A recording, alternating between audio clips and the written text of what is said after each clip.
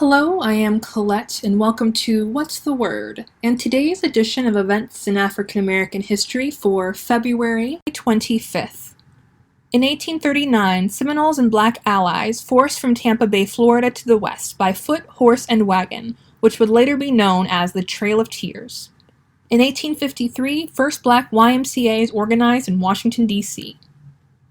In 1870, Hiram R. Revels, first Black U.S. Senator, took oath of office. In 1896, Jan E. Metzelger received a patent for the nailing machine. In 1928, the one-man show of art by a Negro, First of Kind Here, opens today, read the headline of a front-page article in the New York Times. The article announced the opening of Archibald J. Motley Jr.'s show at the New Gallery on Madison Avenue.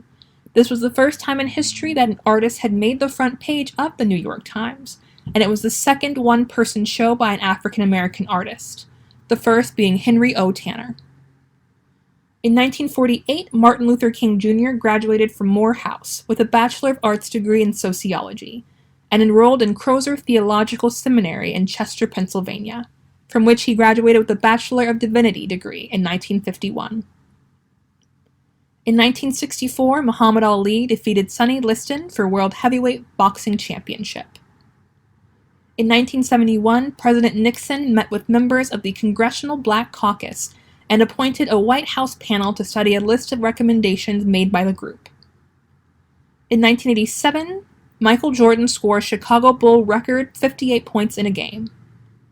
In 1987, U.S. Supreme Court upholds the 5-4 vote on affirmative action. In 1989, boxer Mike Tyson becomes the undisputed heavyweight champion of the world by defeating challenger Frank Bruno of England. In 1987, U.S. Supreme Court upholds to a vote of 5-4 affirmative action. In 1991, Adrienne Mitchell, the first African-American woman to die in combat in the Persian Gulf War, is killed in her military barracks in Dhahran, Saudi Arabia. In 1998, R. Kelly's hit single I Believe I Can Fly wins Best Male R&B Vocal, Best Song Written for TV or a Movie, and Best R&B Song at the Grammy Awards.